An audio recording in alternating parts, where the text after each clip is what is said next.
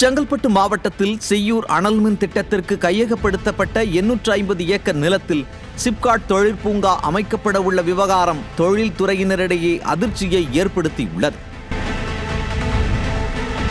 கடந்த அதிமுக ஆட்சியில் செய்யூரில் 4000 மெகாவாட் திறனில் தனியாருடன் இணைந்து அனல் மின் நிலையம் அமைக்க மத்திய அரசு முடிவு செய்த நிலையில் இதில் இருந்து தமிழகத்திற்கு 1600 மெகாவாட் மின்சாரமும் மீதி மின்சாரம் பிற மாநிலங்களுக்கும் ஒதுக்கப்பட இருந்தது. இதன் திட்ட செலவு 25,970 கோடி ரூபாய். இதற்காக கையகப்படுத்தப்பட்ட நிலம் 850 ஏக்கர். சில நிபந்தனைகளால் சில நிறுவனங்கள் வெளியேறிய நிலையில் தமிழக மின் நிறுவனமான கோஸ்டல் தமிழக பவர் இத்திட்டத்தை செயல்படுத்த இருந்தது. ஆனால் அடுத்து ஆட்சிக்கு வந்த ஸ்டாலினின் நிர்வாக திறமையின்மையால் இத்திட்டம் செயல்படுத்தப்படாமல் தாமதமானதால் தமிழகம் தவிர்த்து மற்ற மாநிலங்கள் மின்சாரம் வாங்குவதில் இருந்து வெளியேறின. தற்போது இந்த திட்டமே கைவிடப்பட்டிருப்பது தமிழக தொழில்துறையினரிடையே அதிர்ச்சியை ஏற்படுத்தியுள்ளது.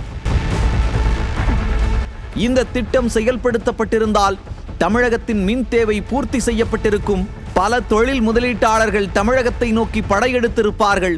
தமிழக மக்களின் பெரும் சுமையாக இருக்கும் மின் கட்டணம் குறைய வாய்ப்பாக இருந்திருக்கும். அதிமுக ஆட்சியில் இருந்தது போல் மின்மிகை மாநிலமாக தமிழகம் உருப்பெற்றிருக்கும்.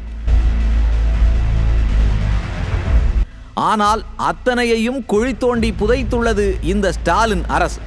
தற்போது செய்யூரில் சிப்காட் தொழிற்பூங்கா அமைய உள்ளதால் சுற்றுவட்டார மக்களும் அவர்களின் விவசாயமும் பாதிக்கப்படும் அபாயம் உள்ளது.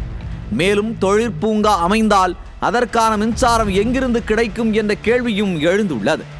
ஏற்கனவே மின்வாரியத்தை தனியாருக்கு தாரை வார்த்திருக்கும் இந்த அரசு மேலும் தமிழகத்தை இருளில் தள்ளும் நிலைக்கு ஆளாக்கியுள்ளது. மேலும் சிப்காட் அமைக்கும் திட்டம் விடியாத ஆட்சியின் 4.5 ஆண்டுகள் கழித்து தற்போது அறிவிக்கப்பட்டுள்ளதால் உண்மையில் இது நடைமுறைப்படுத்தப்படுமா அல்லது வெற்று அறிவிப்பு மட்டும்தானா என்ற கேள்வியும் மக்கள் மத்தியில் எழுந்துள்ளது. மேலும் ஏற்கனவே பல லட்சம் கோடிகளில் கடனில் தமிழகம் சிக்கி தவிக்கும் நிலையில் திட்டத்தை எவ்வாறு செயல்படுத்தப் போகிறது என்ற கேள்வியும் எழுந்துள்ளது. மொத்தத்தில் எந்த அடிப்படை அறிவும் இல்லாமல் மின்மிகை மாநிலம் என்ற கனவை சிதைத்து தொழில் மாநிலம் என்ற பிம்பத்தை உருவாக்கும் அரசியல் வேலை மக்களை ஏமாற்றும் வேலை என்பதே உண்மை.